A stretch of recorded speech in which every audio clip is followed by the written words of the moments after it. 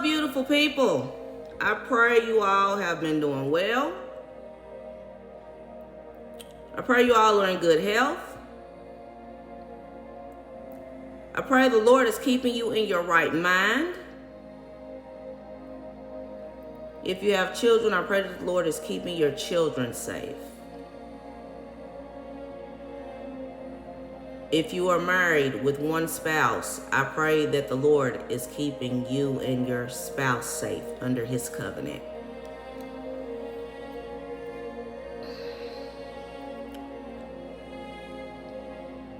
If you have grandchildren, I pray the Lord is keeping your grandchildren safe.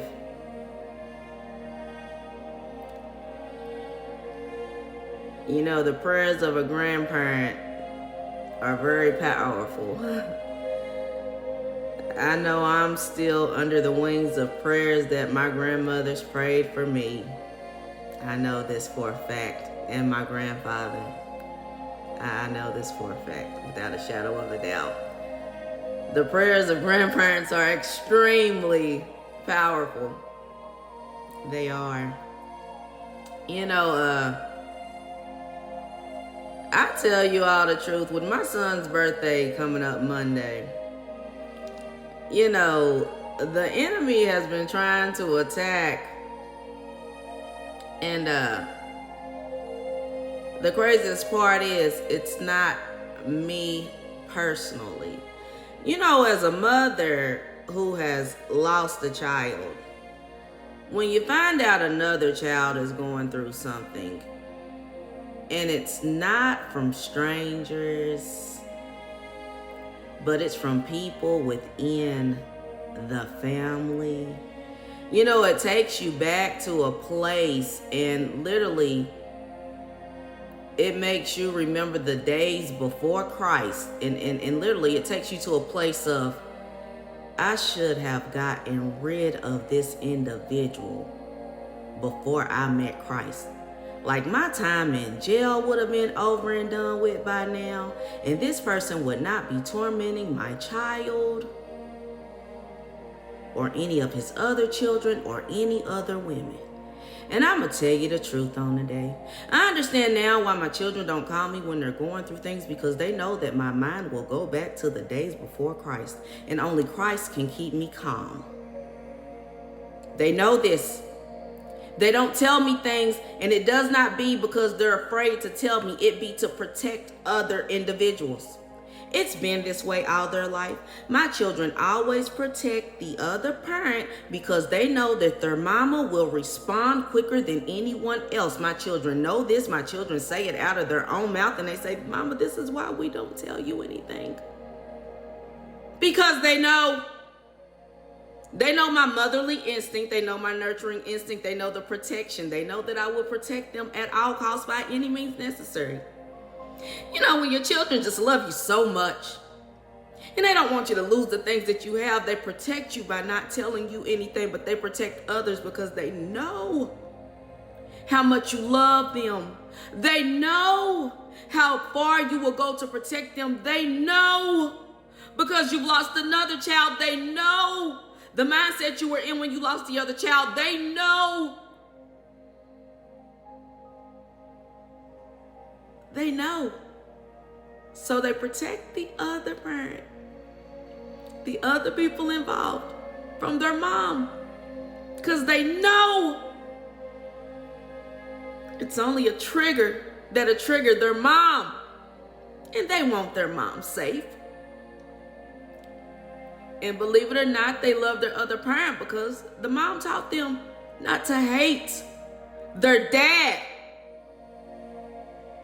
So when the mother instills good morals and values in the children don't want the mom to get in trouble. And the children doesn't want the other parent to get hurt. You realize you raise good children. Yeah, you did.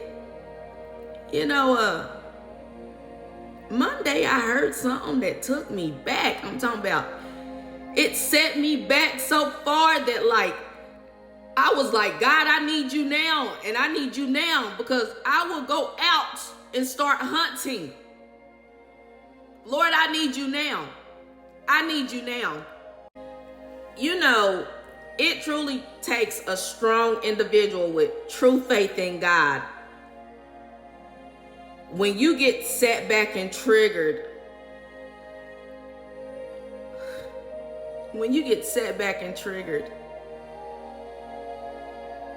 it takes God.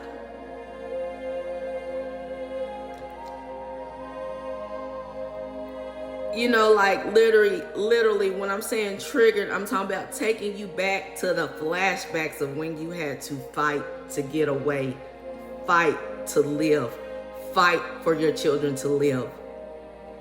Fight. You know,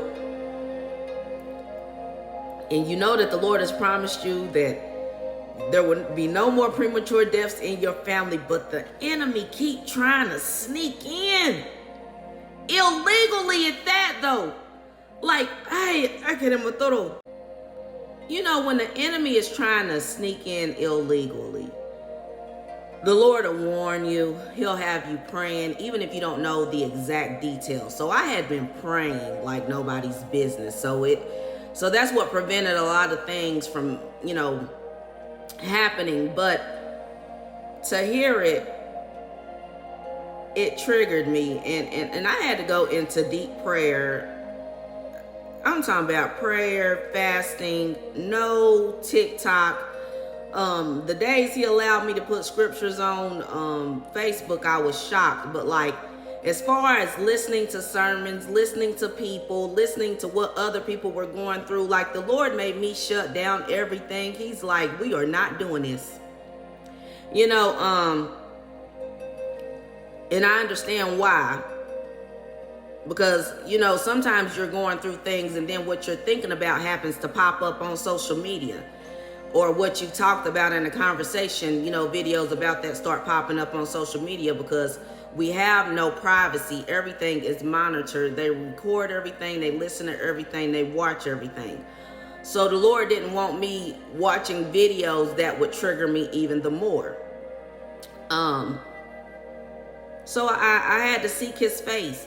And the seeking his face this time was not even about staying in the Bible, reading the Bible. It was about being still, being silent, listening for instructions. Be angry and sin not. Vengeance is mine, I will repay.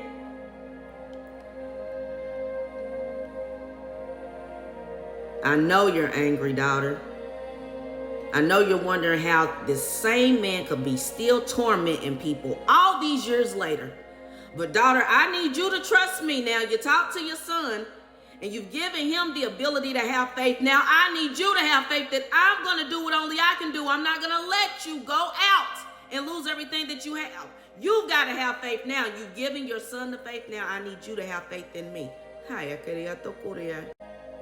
What do you do after you've helped someone else have faith and then now you're doubting your own faith? And it's out of your anger and emotions because you're like, how could this same individual still be tormenting people all these years later? And then it's your son. I tell you all the truth as a mother, and any mother can contest to this, any loving, nurturing mother. It doesn't matter how old your child gets, that's still your baby. It doesn't matter where your child is within the earth, that is still your child. And you do not want anyone, not even the other parent, messing with that child. You know, narcissistic abuse is very real. And the torment and the manipulation, the lies, the deceit, and then the healing process of it is something completely different. You know, the Lord told me this day would come, and now it's here. And now it's here.